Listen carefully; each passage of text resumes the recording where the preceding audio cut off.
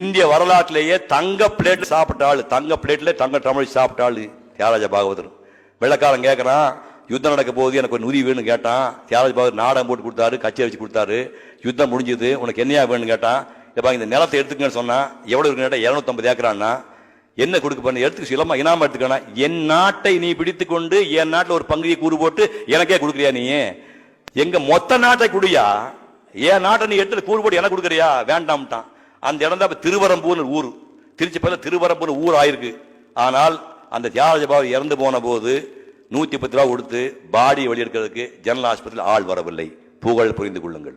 அப்புறம் producer MA வேணு வந்து பாகவதர் பாடியை திருச்சிக்கு எடுத்துட்டு போய் அடக்கம் பண்ணார். அது வேற விஷயம். எவ்வளவு பெரிய ஆளா இருந்தா இதுல தப்பிக்கவே முடியாது. புதுக்கோட்டையில 46 வீடு பி. சின்னப்பா மாபெரும் நடிகர் 46 வீடு வாங்கும்போது புதுக்கோட்டை ராஜா சொன்னாரு, இல்ல பாரு இனிமே இந்த சின்னப்பா வந்து இந்த ஏரியாவில் வீடு வாங்க கூடாதுங்கடா, ஊரே வாங்கிடுவான் போல சொல்லி உத்தரவு போட்டாரு. யாரு வாங்க கூடாதுன்னு. அவருடைய மனைவி தாம்பரம் பக்கத்திலே புறம்போக்கு இடத்துல 10 அடிக்கு 10 குடிச்சு போட்டு குடியிருந்தாங்க. எம்ஜிஆருக்கு தகவல் போகுது, தயவு செய்து நான் எம்ஜிஆர் சொல்ல தெரியும், பி. சின்னப்பா ஒய்ஃபு இந்த 10 அடிக்கு 10 நான் கரையம் பண்ணிக்கிறேன், ஆஜியம் பண்ணிக்கணும்னு சொன்னாங்க. ஆண்டவுடன் செய்தி எம்ஜிஆருக்கு போய் அந்த உத்தரவு போல கூட அந்த அம்மா செத்து போயிட்டாங்க. இதுதான் மனித வாழ்க்கை. நான் உங்களுக்கு புதுசா சொல்ல வேண்டாம். விஸ்கோஸ் எவ்வளவு பெரிய கம்பெனி, கற்பனை முடியுமா? விஸ்கோஸ் அண்ணன் சொல்லுங்க. விஸ்கோஸ் எவ்வளவு பெரிய கம்பெனி. வெங்கட்சாமி நாயுடு எவ்வளவு பெரிய ஆளு. வேரிஸ் வெங்கட்சாமி நாயுடு, வேரிஸ் விஸ்கோஸ் கம்பெனி.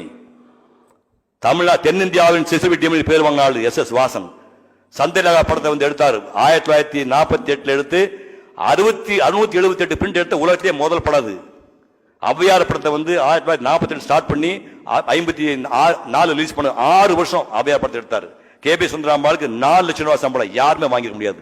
அந்த வாசன் வாழ்ந்த வீட்டில் இப்போ சாப்ட்வேர் கம்பெனி வந்துடுச்சு. போகும்போது எதையும் எடுத்துக்கொண்டு போக முடியாது. உங்க பிள்ளைகளே விட மாட்டான். வரும்போது சும்மா வந்தோம், போகும்போது சும்மா தான் போக போறோம். இந்த மண்ணுக்கு நீங்க ஏதாவது பண்ணிட்டு போகணும், அதுதான் கடைசியில் நிற்கும்.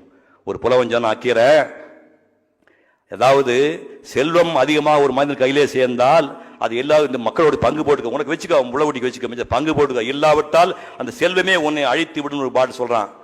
இந்த ஆழிச்சூழ் உலகத்தை தான் ஒருவனே ஆள வேண்டும் என்று நினைக்கின்ற பேராசை பிடித்த ராஜாவாக இருந்தாலும், வனவிலங்குகளை வேட்டையாடுவதற்காக இரவு பகலாக காடுகளிலே சுத்துக்கின்ற காட்டு முன்னாடியாக இருந்தாலும் எல்லாருக்கும் 9-2 கூட சோறு, உடுப்பது மேல துண்டு கீழே துண்டு, மற்றபடி பசி பிணி மூப்பு இறப்பு காதல் காம இல்லா ஒண்ணுதான்.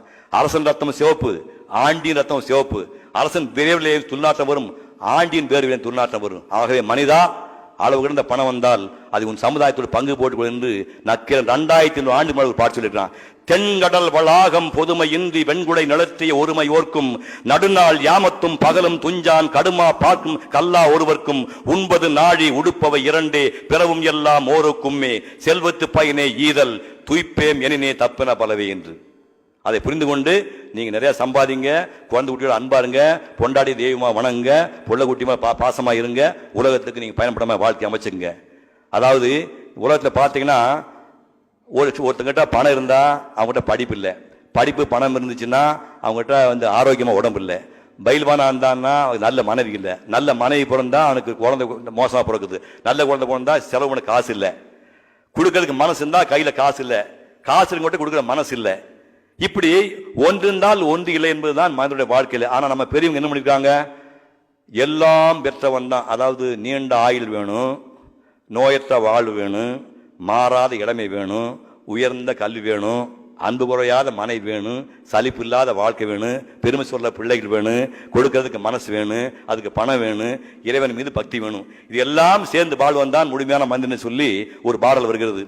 கலையாத கல்வியும் குறையாத வயதும் ஓர் கபடு வாராத நட்பும், கன்றாத வளமையும் குன்றாத இளமையும் கழு பிணி இல்லாத உடலும், சலியாத மனமும் அன்பகலாத மனைவியும் தவறாத சந்தானமும், தாளாத கீர்த்தியும் மாறாத வாத்தியம் தடைகள் வாராத கொடையும், தொலையாத நிதியமும் கோணாத கோலும் ஒரு துன்பமில்லாத வாழ்வும், துய்யனின் பாதத்தில் அன்பும் உதவி பெரிய தொண்டரோடு கூட்டு கண்டாய், அலையாழி அரிதுயிரும் மாயனது தங்கையே ஆதிக்கட ஊரின் வாழ்வே, அமுதீசர் ஒரு பாகம் அகலாத சுகவாணி அருள்வாமி அபிராமியே என்று அந்த 16 பையன் செல்வலிங்கம் விட்டு எல்லோரும் பல்லாண்டு வாழ வேண்டும் என்று வாழ்த்தி வாய்ப்புக்கு நன்றி கூறி விடைபெறுகின்றேன். நன்றி, வணக்கம்.